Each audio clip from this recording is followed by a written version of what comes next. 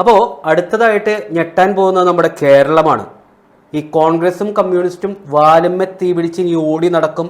മാത്രമല്ല ഇതിനൊക്കെ സുപ്രീം കോടതി ഉണ്ടല്ലോ, അവിടെ പോയി അങ്ങോട്ട് മലമറിച്ച് കളയാം എന്ന് വിചാരമുണ്ടെങ്കിൽ സുപ്രീം കോടതിയുടെ അനുമതിയോടെ തന്നെയാണ് അത് കേരളത്തിൽ നടപ്പാക്കാൻ പോകുന്നത്. ഒരൊറ്റ പ്രഖ്യാപനം, ഒരൊറ്റ നടപ്പിലാക്കൽ, ശുദ്ധികലശം. SIR കേരളത്തിലേക്ക് വരുന്നു. നമസ്കാരം.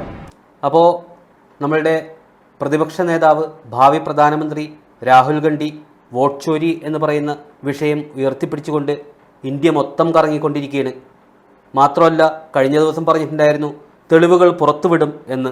അതിനുശേഷം നരേന്ദ്രമോദി ഇന്ത്യയുടെ പ്രധാനമന്ത്രി തലയിൽ മുണ്ടിട്ട് നടക്കും എന്നാണ് അദ്ദേഹം അവകാശപ്പെടുന്നത്.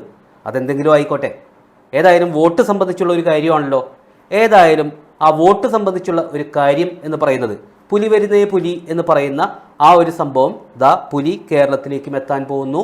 കേന്ദ്ര തെരഞ്ഞെടുപ്പ് കമ്മീഷൻ്റെ ഒരു ഉത്തരവ് ഇറങ്ങിക്കഴിഞ്ഞാൽ ഉടനെ കേരളത്തിലും നടപടികൾ ആരംഭിക്കും. അതായത് SIR, തീവ്ര വോട്ടർ പട്ടിക പരിഷ്കരണം എന്ന് പറയുന്ന, അല്ലെങ്കിൽ special intensive revision electoral roll എന്നൊക്കെ പറയുന്ന ആ ഒരു സംഭവം നമ്മളെല്ലാവരും കേട്ടതാണ്. ബീഹാറിൽ അത് നടപ്പിലാക്കി എന്നുള്ളത്. അപ്പോൾ ആ ഒരു സംഭവം കേരളത്തിലേക്കും വരുന്നു എന്നുള്ള ശുഭവാർത്തയാണ് ഇന്ന് നിങ്ങൾക്ക് മുമ്പിൽ എനിക്ക് പറയാനുള്ളത്. ഇനി ഇപ്പോൾ ഈ ബീഹാറിൽ നടന്ന ഒരു സംഭവം കേരളത്തിൽ നടപ്പിലാക്കാൻ സാധിക്കുമോ എന്നൊക്കെ ചോദിക്കുന്ന കുറേ ആൾക്കാരുണ്ട്. അതായത് ഈ കേരളത്തിലുള്ള ആൾക്കാർക്ക് പ്രബുദ്ധ കേരളമാണല്ലോ. അപ്പോൾ ഇതൊക്കെ നമ്മൾ കുറേ കണ്ടിട്ടുണ്ട്. ഇതൊക്കെ എപ്പോൾ നടപ്പിലാക്കാൻ എന്ന് തീരുമാനിച്ച് വെച്ചിരിക്കുന്ന, അല്ലെങ്കിൽ അങ്ങനെ ചിന്തിച്ചു വെച്ചിരിക്കുന്ന ആളുകളാണെന്നുണ്ടെങ്കിൽ അവരോട് എനിക്ക് പറയാനുള്ള ഒരേ ഒരു കാര്യം എന്ന് പറയുന്നത് 13 കോടി ജനങ്ങളുള്ള ബീഹാറിൽ വെറും 4 മാസം കൊണ്ടാണ് ഈ SIR എന്ന് പറയുന്ന പദ്ധതി നടപ്പിലാക്കിയത് എന്നോർക്കണം. പിന്നെയാണോ കേന്ദ്രത്തിന് ഈ 3.5 കോടി ജനങ്ങളുള്ള കേരളം എന്ന് പറയുന്നത്?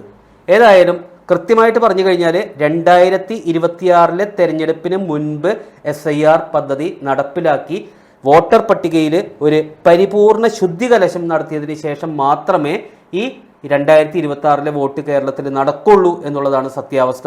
അപ്പോൾ സ്വാഭാവികമായിട്ടും ഈ വാലുമ്മ തീ പിടിച്ച പോലെ ഓടി നടക്കുന്ന ആളുകൾ എന്ന് പറയുന്നത് കേരളത്തിലെ കോൺഗ്രസും കമ്മ്യൂണിസ്റ്റുമായിരിക്കും. കാരണം പല കമ്മ്യൂണിസ്റ്റുകാരും പല കോൺഗ്രസ്സുകാരും, പഴയ കമ്മ്യൂണിസ്റ്റുകാരും കോൺഗ്രസ്സുകാരും അവർ കള്ളവോട്ട് ചെയ്തിട്ടുണ്ട്, മരിച്ചവരുടെ പേരിൽ വോട്ട് ചെയ്തിട്ടുണ്ട്, നാട്ടിലില്ലാത്തവരുടെ പേരിൽ വോട്ട് ചെയ്തിട്ടുണ്ട്, 2 വോട്ടുകൾ ചെയ്തിട്ടുണ്ട് എന്ന് സമ്മതിച്ച മാധ്യമങ്ങളുടെ മുമ്പിൽ വന്ന കേരളമാണിത്. അല്ലാതെ ഇപ്പോൾ സുരേഷ് ഗോപിക്കെതിരെ ആരോപണം ഉന്നയിക്കുന്ന പോലെ ഇരട്ട വോട്ടും അതിലൊരു സ്ഥലത്ത് വോട്ട് ചെയ്തു എന്നുള്ളതുമല്ല തെറ്റ്. കൃത്യമായ കള്ളവോട്ട് ചെയ്ത പാർട്ടിക്കാരാണ് കോൺഗ്രസും കമ്മ്യൂണിസ്റ്റും എന്ന് പറയുന്നത് കേരളത്തിൽ.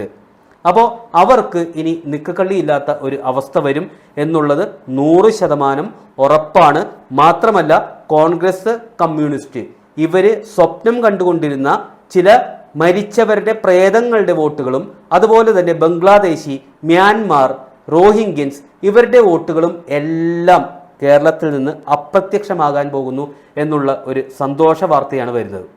മാത്രമല്ല ഈ ഒരു വാർത്ത എന്ന് പറയുന്നത് ചിലപ്പോൾ ഇത് നടപ്പിലാക്കാൻ തുടങ്ങുന്നതിന് മുൻപ് നമ്മളുടെ കേരളത്തിലെ മാധ്യമങ്ങൾ ആഘോഷിക്കുമായിരിക്കും.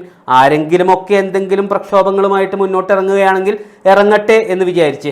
പക്ഷേ ഇത് നടപ്പിലാക്കി കഴിഞ്ഞാൽ ഉറപ്പായിട്ടും മാധ്യമങ്ങളിൽ നിന്ന് എത്ര പേരുടെ വോട്ട് കേരളത്തിൽ ഇല്ലാതായി, അതാരുടെയൊക്കെയാണ് എന്നുള്ള ഒരു വാർത്ത പോലും നിങ്ങൾക്ക് പ്രതീക്ഷിക്കാൻ യാതൊരു വകയുമില്ല. കാരണം കേരളത്തിലത്തെ ജനങ്ങൾ എന്ന് പറയുന്നത് ആരുടെയൊക്കെ വോട്ടുകളാണ് പോയത്, ഇവർക്കൊക്കെ ആരാണ് വോട്ട് ചേർത്ത് കൊടുത്തത് എന്നുള്ളതിനെക്കുറിച്ച് ചിന്തിച്ചാലോ എന്നുള്ള ഒരു ഭയം.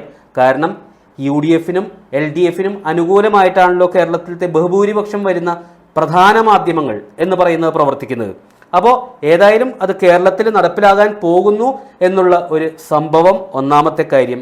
രണ്ടാമത്തെ കാര്യം, ഇതിൽ തെറ്റുകുറ്റങ്ങൾ ഉണ്ടാവില്ല എന്നുള്ളത് മറ്റൊരു കാര്യം. കാരണം എന്താണെന്ന് വെച്ചാൽ 68 ലക്ഷം വോട്ടുകളാണ് ബീഹാറിൽ ഇല്ലാതായത്.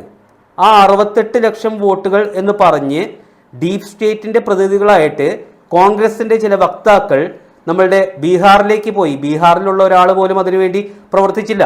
എന്നിട്ട് അത് സുപ്രീം കോടതിയിൽ ഘോരഘോരം വാദിച്ചു.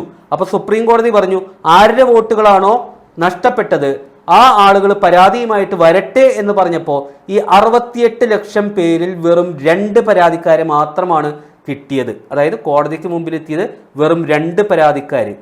അതായത് 0.0001% പോലും പരാതിക്കാരില്ല എന്ന് പറഞ്ഞു കഴിഞ്ഞാൽ കൃത്യമായി ബംഗ്ലാദേശികളായിരുന്നു, അല്ലെങ്കിൽ പാകിസ്ഥാനികളായിരുന്നു, അല്ലെങ്കിൽ റോഹിംഗ്യൻസ് ആയിരുന്നു അവിടുത്തെ ഈ 68 ലക്ഷം പേർ എന്നുള്ളത് വ്യക്തമായിട്ട് നമുക്ക് മനസ്സിലാവുന്ന കാര്യമാണ്.